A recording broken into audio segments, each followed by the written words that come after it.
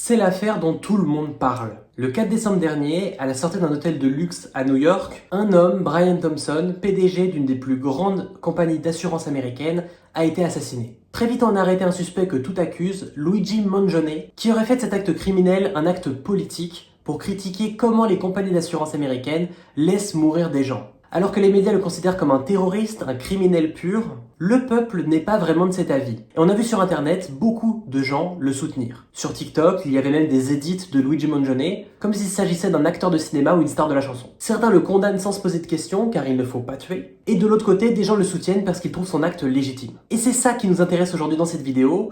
Est-ce qu'on peut célébrer un criminel? Est-ce que quelqu'un qui aurait fait des pires horreurs peut être vu comme un héros si on trouve ces horreurs légitimes? Et où est-ce qu'on met la boussole, où est-ce qu'on met la jauge, notre limite entre ce qu'on considère légitime et ce qu'on considère ignoble et immoral? Il est temps d'en parler aujourd'hui, bienvenue sur Theo Yapping. Tout d'abord, pour comprendre toute cette affaire, il faut revenir sur comment fonctionne le système de santé aux États-Unis. Aux USA, il n'y a pas de sécurité sociale. En France, quand on tombe malade, on a la Sécu qui va rembourser nos soins médicaux parce qu'on a cotisé. Quand on reçoit notre salaire, une partie va à la sécurité sociale. Quand on paye des impôts, c'est pareil. Et cet argent, finalement, va être regroupé et va pouvoir bénéficier à tout le monde. Quand on tombe gravement malade, comme tout le monde a cotisé et même des gens qui tomberont jamais malades l'ont fait aussi, on va pouvoir sauver ceux qui sont très malades et tout le monde va pouvoir s'en sortir de manière indolore financièrement. C'est la beauté de notre système en France et aux États-Unis, c'est pas du tout ça. Pas du tout. Aux États-Unis, quand on veut être soigné, on a besoin de prendre une assurance privée. C'est des entreprises qui n'appartiennent pas à l'État, qu'on va devoir payer tous les mois. Et quand on tombe malade, on leur fait une demande et c'est eux qui vont rembourser. Brian Thompson, la victime de soi-disant Luigi Mangione, qui est le suspect numéro 1, c'était le PDG de United Healthcare, qui est la plus grande compagnie d'assurance privée aux États-Unis. C'est la 19e entreprise mondiale, c'est une des plus grosses entreprises du monde. Aux États-Unis, ils ont plus de 50 millions d'habitants qui sont assurés chez eux, et ils ont des succursales dans plein d'autres pays. Le problème de United Healthcare, qui était dirigé du coup par Brian Thompson, c'est que cette entreprise a changé de doctrine. Ils ont décidé de réduire les coûts et maximiser les profits, l'habitude pour beaucoup d'entreprises. Sauf que là, on parle de la vie des gens. Et réduire les coûts, c'est arrêter de soigner des gens. En 2019, il y a 27% des demandes de soins qui n'ont pas été remboursées. C'est-à-dire qu'il y a quasiment un tiers des gens qui sont tombés malades, qui n'ont pas été remboursés et qu'on a laissé payer plein pot des frais médicaux. Et aux États-Unis, les frais médicaux, ça coûte très très cher. On se rend pas compte en France parce que la Sécu, on a l'impression que c'est gratuit. Mais aux États-Unis, quand on a un cancer, quand on tombe malade, on doit parfois vendre la maison pour pouvoir rembourser ça. Les gens qui finissent à la rue sont parfois des gens qui juste sont tombés malades de nulle part et ont dû payer leurs soins médicaux. Ils sont tombés sous la dette, ils n'ont pas été capables de rembourser et ils ont fini à la rue. Et ça, c'est quelque chose qui peut vraiment arriver du jour au lendemain aux États-Unis. United Healthcare, ils ont même pris l'IA, ils ont utilisé l'intelligence artificielle pour faire des économies. C'est-à-dire que c'est l'IA qui allait décider si ton problème médical méritait d'être remboursé ou pas. On a retiré complètement le choix humain, on a retiré l'humain, on a mis une machine pour choisir à la place, sauf que de l'autre côté, les patients, c'était des humains. Et on a eu une machine qui décidait s'ils allaient vivre ou pas. Ce système-là, il a été mis en place, on l'a accepté. En 2023, United Healthcare, ils ont fait 370 milliards de chiffre d'affaires, dont 16 milliards de bénéfices, tandis qu'ils refusaient un tiers des demandes de remboursement. On parle donc de gens qui payent tous les mois pour un service, et ce service peut choisir de les aider ou pas. C'est pas seulement une aide sociale qui est apportée ou pas selon les gens, on parle de gens qui payent pour ça, ils payent tous les mois pour ça. C'était déjà inhumain, mais c'est encore plus inhumain quand tu te dis que des gens payent pour finalement devoir eux-mêmes payer à la place. Et j'ai vu un exemple sur TikTok récemment, une fille qui parlait de sa mère qui venait d'avoir un cancer et qui a dû repartir en Iran, qui était le pays d'origine de sa mère, pour se faire soigner, parce qu'en Iran, il y avait une meilleure couverture sociale pour les femmes qu'aux États-Unis. Quand ton pays est moins bon que l'Iran, c'est qu'il y a un problème. Quand les États-Unis, pays principal, pays le plus puissant du monde, première puissance économique, première puissance même culturelle, n'est pas capable de gérer ces gens et d'aider ces gens, c'est qu'il y a un gros problème. Et on en vient à l'affaire Luigi Mangione. Qu'est-ce qui s'est passé? Le 4 décembre, au petit matin, Brian Thompson, le PDG de United Healthcare, sortait d'un hôtel de luxe à New York pour aller en réunion et il s'est fait tirer dessus 3 balles par un homme masqué, en tout cas avec une capuche. Quelques images de surveillance montrent cet homme, mais il est difficilement reconnaissable. Mais quelques heures plus tard, un homme est arrêté dans un McDonald's après le signalement d'une salariée du McDonald's qui trouvait cet homme un peu étrange. On a fouillé dans son sac et on a découvert une arme et un manifeste contre les compagnies d'assurance. Cet homme, c'est Luigi Mangione. C'est un jeune et il n'a pas vraiment le profil du criminel typique qu'on considère terroriste. D'ailleurs, je dis considère terroriste parce que le mot terroriste, c'est un mot, on peut un peu lui faire dire ce qu'on veut. Dans un pays, un rebelle, même si pour nous c'est légitime son combat, il sera vu comme un terroriste. Les rebelles contre Bachar al-Assad, ils étaient vus comme terroristes jusqu'à ce qu'ils gagnent. C'est pour ça que tu as des organismes de presse comme l'AFP qui décident de ne plus utiliser le mot terrorisme, parce qu'en fait, tu as des dictatures qui vont dire terroriste à tout va. Donc on ne dit plus vraiment terroriste. Mais aux États-Unis, il est considéré comme un terroriste. Luigi Mangione, c'est donc le suspect numéro 1. Il y a encore un procès à attendre et la fin d'une enquête pour savoir si c'est lui le responsable. En tout cas, il plaide non coupable. Mais ce qu'il risque, c'est la prison à vie. Quand on a appris l'identité du suspect numéro 1, Luigi Mangione, on a tous été un peu surpris parce qu'il n'avait pas vraiment les traits du criminel typique. Dans l'imaginaire collectif, un criminel, c'est quelqu'un qui a l'air fou, qui a l'air dangereux, qui a l'air psychopathe, qui aime faire du mal. Là, on parle d'un jeune qui est beau gosse, qui plaît bien, qui est bien sous tout rapport, qui est sportif, qui va à l'école, qui est d'une famille riche et qui va à l'université de Pennsylvanie, si je ne me trompe pas, une grande université américaine. Il avait tout pour plaire, pour être le golden boy, le nouveau jeune premier, et tout pour réussir finalement dans un monde capitaliste. Mais il a décidé, si en tout cas c'est bien lui le coupable, il aurait décidé de faire cet acte criminel, et d'en faire un acte politique pour critiquer le système des assurances aux États-Unis. Système qu'on a vu qui était défectueux. Quand son nom est sorti dans la presse, on a vu des gens explorer le background, le lore de Luigi Mangione. On a vu des gens lire son Twitter, lire son Goodreads, son Babelio, entre guillemets, avec ses recommandations de livres, et on essayait de comprendre qui était cet homme, et on s'intéressait à lui comme on s'intéresserait à un youtubeur qu'on aime bien. Sur TikTok, on a pu voir des edits qui mettaient en avant Luigi Mangione comme si c'était une star de cinéma, avec des gens qui rêvaient de sortir avec lui ou qui tombaient amoureux de lui. Il a été très vite sacralisé. Ce qui était plutôt surprenant parce que, à l'inverse, de l'autre côté, au niveau de la presse, il était très vite vu comme un horrible criminel. Et il y a une chose dont j'ai pas beaucoup entendu parler autour de Luigi Mangione, et pourtant je trouve ça flagrant, c'est qu'il y a un pretty privilege. Le pretty privilege, c'est quelque chose qui a été diagnostiqué un petit peu par la sociologie. On a découvert que les gens beaux s'en sortaient mieux dans la vie. Qu'un criminel, s'il était plus beau qu'un autre, il allait avoir une peine de prison moins grande. Que quelqu'un en entreprise, on le laisserait faire plus facilement des choses et plus facilement des erreurs s'il était beau. Et bien c'est pareil avec Luigi Mangione. C'est un beau gosse, c'est un jeune, il présente bien, il a une belle image et forcément il a très vite été vu comme une sorte de héros. S'il avait été laid et repoussant, peut-être qu'il n'aurait pas eu autant de fans. Et du coup, il y a quelque chose à se questionner. Est-ce que les gens ont pas un peu oublié le combat qu'il voulait mener et l'acte politique qu'il a fait avec cet acte criminel?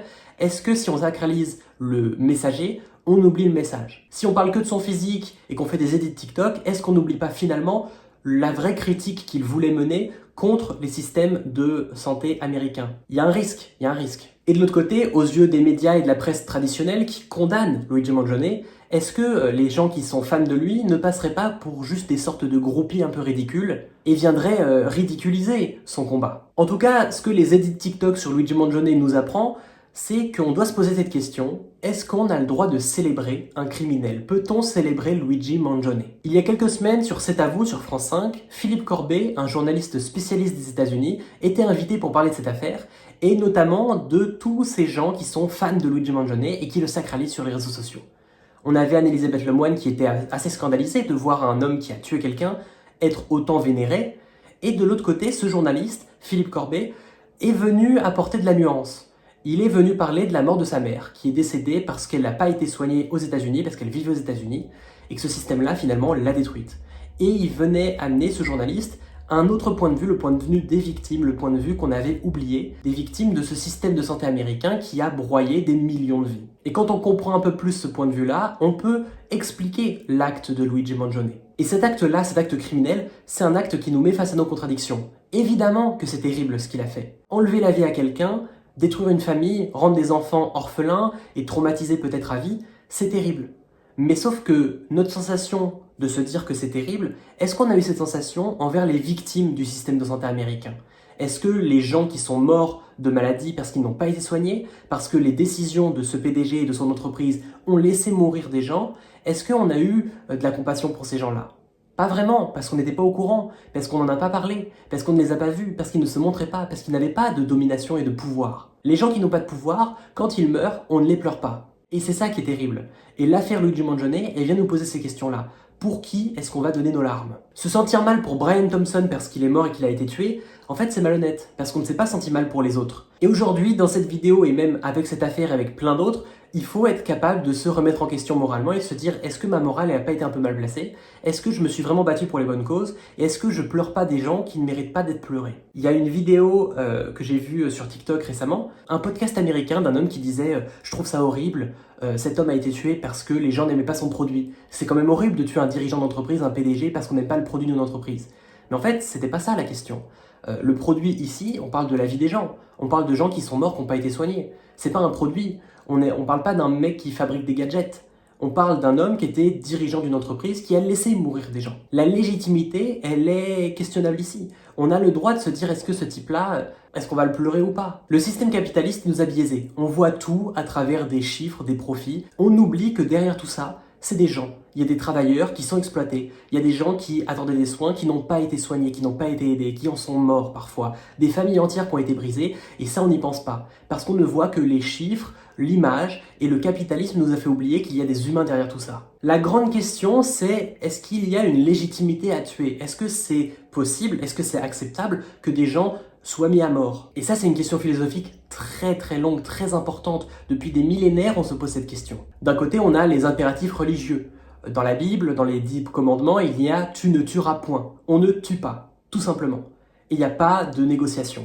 On ne tue pas. Ça, c'est un impératif religieux, un impératif moral qui est très imposant, très puissant. Mais est-ce qu'on l'a vraiment suivi, cet impératif? On a construit des sociétés dans l'idée que tuer c'était mal. Si on tue notre voisin parce qu'on n'est pas d'accord avec lui, on finit tous par s'entretuer. Et ça c'est terrible. Construire une société là-dessus, c'est pas possible. C'est pour ça qu'on a gardé cet impératif de tu ne tueras point. C'est un crime de tuer. Mais est-ce que on a vraiment tenu cet impératif? Il y a un paradoxe assez amusant, entre guillemets, c'est de voir que les gens qui vont dire que Luigi Mangione n'aurait pas dû tuer, que c'était horrible ce qu'il a fait, souvent c'est des gens qui sont pour la peine de mort.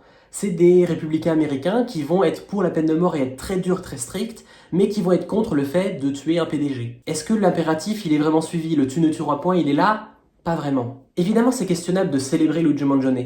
Mais des criminels, on en célèbre déjà beaucoup. Et ça, on l'oublie très vite. Toutes les révolutions qui ont été sanglantes et qui ont construit nos pays, on a célébré les gens qui ont fait ces révolutions. De George Washington à Robespierre, on a célébré ces gens-là. On a célébré des grands héros de guerre. On a célébré Napoléon à une époque. Même encore aujourd'hui, les gens le célèbrent. Alors que Napoléon, c'était un héros de guerre. Forcément, il a commis des choses ignobles. Il a amené des gens à mourir. Est-ce qu'on accepte la légitimité de Napoléon ou de George Washington et pas celle de Luigi Mangione? Où est la balance finalement sur les crimes qu'on accepte ou non? Où est la légitimité de la violence? C'est ça tout le débat que cette affaire nous porte. On peut prendre l'exemple des résistants. Un résistant à la guerre qui tuait un occupant, on trouve ça aujourd'hui légitime. Pourtant, ça reste un crime. Il y a une famille qui a été brisée après ça. Alors si on a déjà célébré des tueurs, c'est pas le fait de tuer qui nous gêne. C'est pas le crime qui nous gêne. C'est ce qu'on considère comme illégitime. C'est ce qu'on considère comme un crime illégitime qui va nous gêner. Il y a quelques années, on avait l'affaire Jacqueline Sauvage. Jacqueline Sauvage, c'est une femme qui a tué son mari qui la battait, qui a été horrible avec elle et avec ses enfants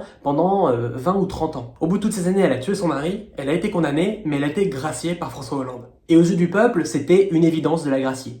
Elle a quand même été condamnée par la justice, mais elle a été graciée par le président qui parlait au nom du peuple, parce que beaucoup de gens considéraient qu'en fait, elle ne méritait pas la prison. Parce qu'elle s'était défendue, parce qu'on n'avait pas été capable de la protéger pendant des années alors qu'elle avait appelé à l'aide, et qu'elle a dû se défendre. L'affaire Jacqueline Sauvage, c'est une affaire qui nous fait nous poser des questions morales, comme l'affaire Luigi Mangione. Est-ce qu'on accepte un crime, au final? C'est ça la grande question. Et est-ce qu'on accepte un crime? Il y a des crimes qu'on a beaucoup acceptés. On n'accepte jamais quand c'est quelqu'un qui tient une gâchette et qui tire sur un autre. Mais on accepte quand c'est quelqu'un qui signe un papier. Un responsable politique ou un responsable d'entreprise qui laisse mourir des gens ou qui provoque la mort des gens, au final, on laisse passer et on ne considère pas ça comme un crime. On a laissé faire des violences de la part de classes dirigeantes en ne considérant pas ça vraiment comme des violences. Et de l'autre côté, quelqu'un qui agit de lui-même pour attaquer un individu, on trouvera ça toujours violent. Tuer avec un revolver sera toujours pire que tuer avec une signature. Et pourtant, dans les deux cas, il y a des victimes. En fait, on fait face à une véritable impunité de la part de dirigeants, des dirigeants politiques, financiers, des entreprises, qui peuvent se permettre de commettre des crimes sans jamais être vraiment punis. On autorise la classe dominante à agir mal tant qu'elle ne le fait pas de manière directe. Pourtant, à la fin, les victimes, c'est les mêmes. Direct ou indirectement, la victime, elle est victime. Et on a un exemple aux États-Unis d'Erin Brockovich. Si vous ne la connaissez pas, je conseille son film, enfin le film sur sa vie, qui a été fait par Steven Soderbergh, qui est un très grand réalisateur, que j'aime beaucoup. Erin Brockovich, c'est une militante américaine qui a travaillé avec un cabinet d'avocats et qui a découvert que, un peu au fin fond de la pampa américaine, de la campagne, beaucoup de gens tombaient malades et avaient des cancers, tous au même endroit.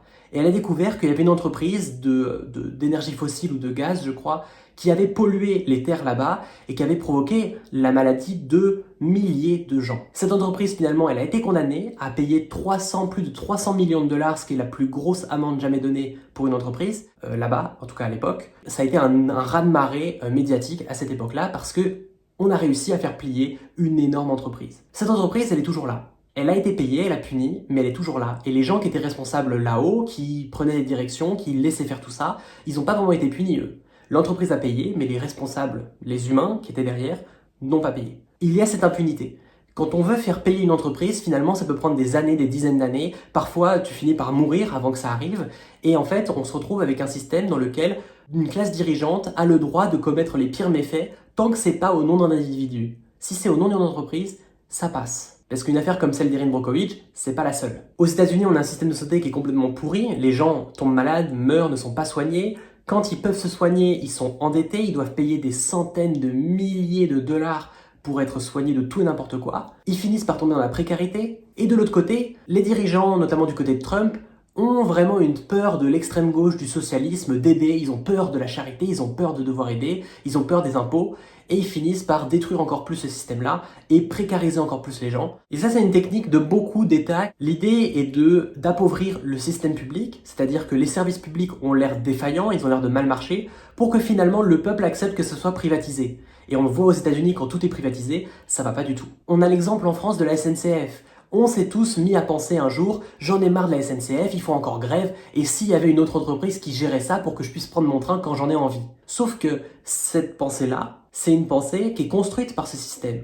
L'État, qui a du pouvoir sur la SNCF, va faire exprès de mal faire les choses, de mal gérer cette entreprise, de laisser cette entreprise dans la galère pour que les ouvriers se mettent en grève et qu'on en ait marre. Et quand on en a marre, ils pourront vendre ça à une entreprise privée. Les États peuvent chercher à nous faire accepter la privatisation de services publics parce que ça rapporte de l'argent des entreprises qui, elles-mêmes, ont corrompu ces États ou ont aidé à amener certains présidents au pouvoir. Quand on voit des ministres comme Christophe Castaner qui finissent par aller travailler pour Chine, qui est une des pires entreprises du monde, sans problème, alors qu'ils étaient au service du peuple français, c'est quand même terrible. Il y a beaucoup de gens qui sont ministres qui finissent par bosser dans le privé. Et notamment dans le privé dans d'autres pays. Si on abat les services publics, on amène plus de précarité, et plus de précarité, c'est plus de violence. Plus de violence, c'est plus d'oppression aussi de la part de l'État qui va vouloir réguler cette violence, et la police est plus forte, et ça fait une sorte de cercle infini où la violence augmente de partout. Mais alors quand un peuple est opprimé, et qui souffre pour sa vie, qui doit défendre sa propre vie, comme les malades aux États-Unis face aux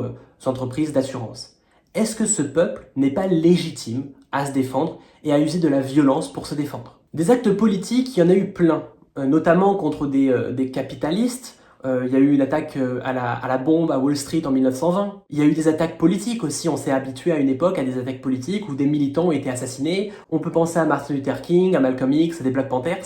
Sauf qu'aujourd'hui, on s'est habitué à des révolutions et des contestations plus douces. Les manifestations, elles sont régulées, il y a des ordres de passage de rue où doivent aller les manifestants, ils n'ont pas le droit d'agir de manière violente, et quand ça arrive, la police se permet de répliquer de manière violente. On considère qu'une contestation ne doit plus user de la violence. On ne fait plus la révolution.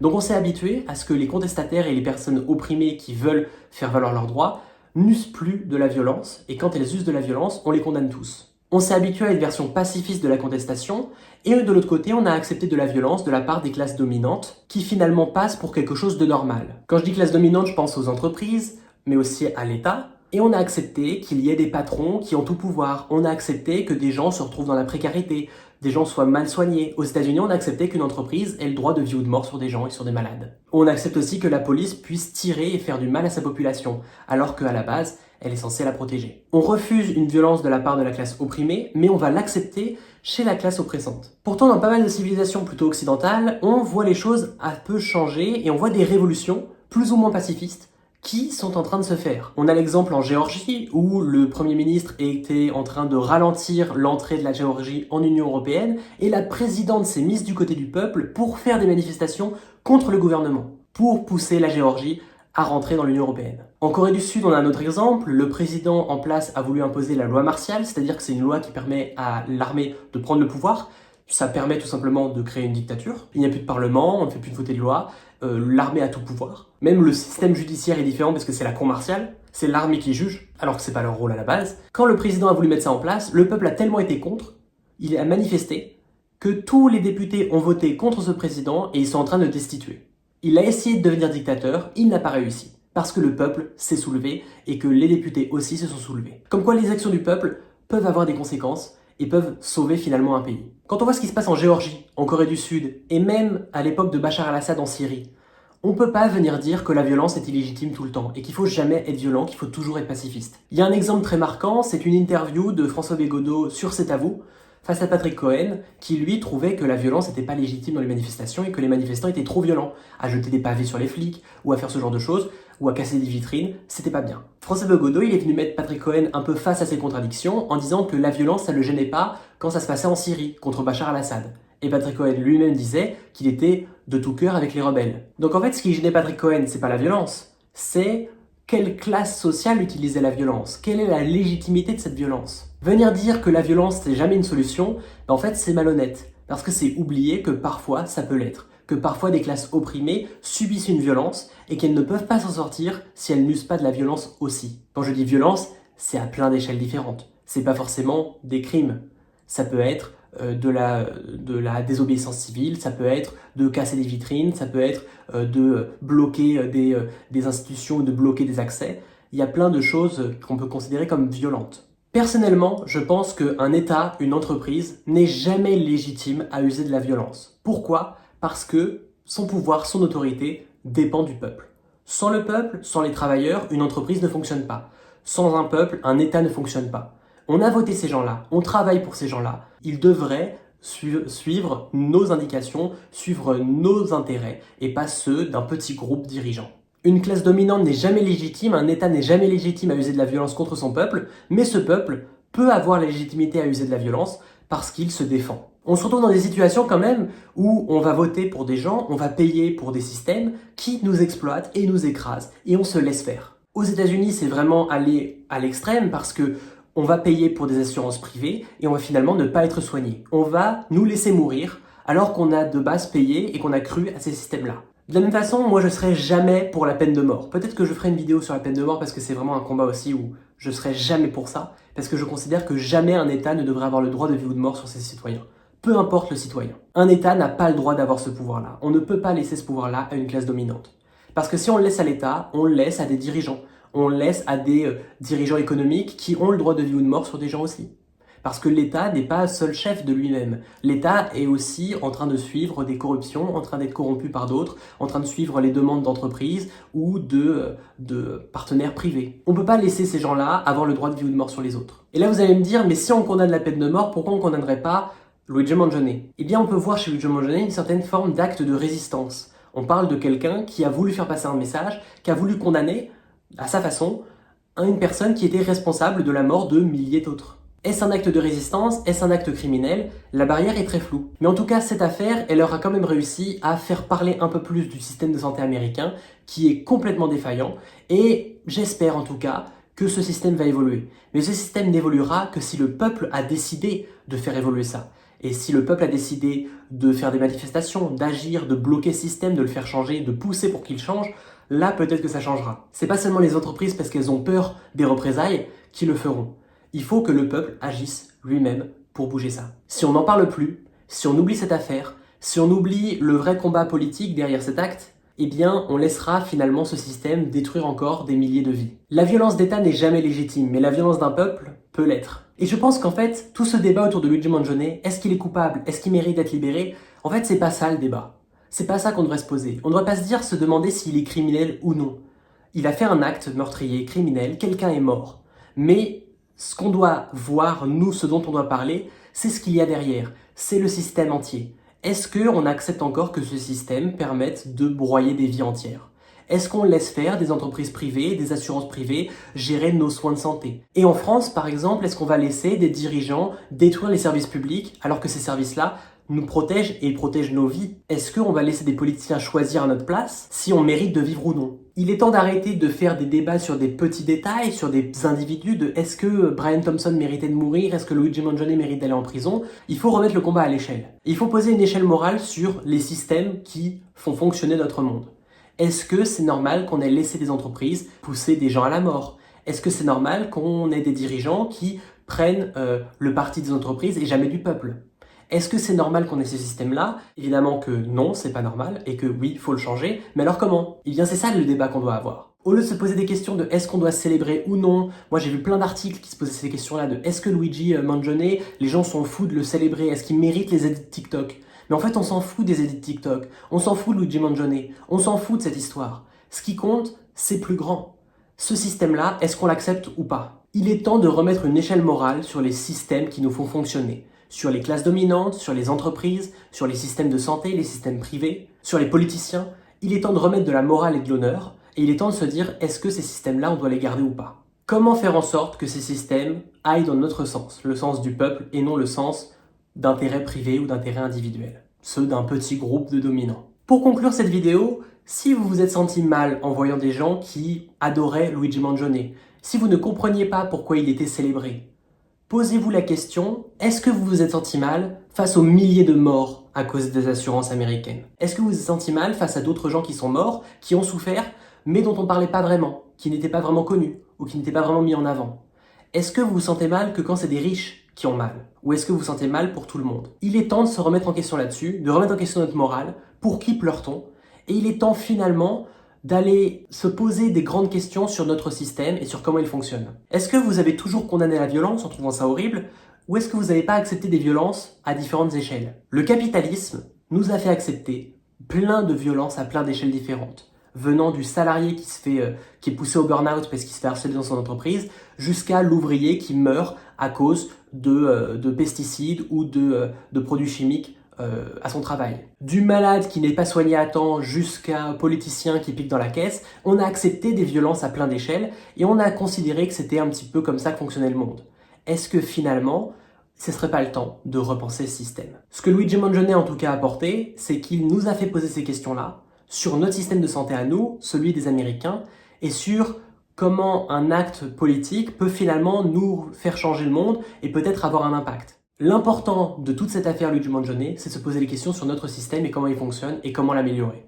C'est ça le plus important. Si vous avez des remarques à apporter et même des possibles solutions, des exemples de pays qui auraient mis en place de meilleurs systèmes de santé ou des systèmes de démocratie directe qui permettraient aux gens de voter pour ce qui est important pour eux, n'hésitez pas à partager ça en commentaire. Ça sera toujours intéressant pour aller poursuivre ce débat, d'essayer de comprendre comment améliorer ce système-là et posez vos questions, donnez votre avis sur Luigi Mangione, sur cette affaire, sur l'affaire des compagnies d'assurance américaines. N'hésitez pas à partager en commentaire votre opinion dessus. Si vous avez apprécié cette vidéo, n'oubliez pas de vous abonner. J'essaie de poster 2 fois par semaine, en tout cas c'est le rythme que j'aimerais garder. Ici, on parle de culture, de médias, de politique, et on essaie un petit peu de détruire les systèmes de domination et d'aller comprendre comment des choses peuvent un peu nous corrompre ou nous contrôler, et on essaie un petit peu de mettre un peu plus au clair le monde qui nous entoure. Partagez cette vidéo si vous la considérez comme importante, envoyez-la à un ami, mettez-la en story Insta, ça sera la meilleure manière de faire découvrir mon travail, et merci beaucoup si vous le faites. On se retrouve très vite pour une prochaine vidéo, abonnez-vous, prenez soin de vous, et à très bientôt.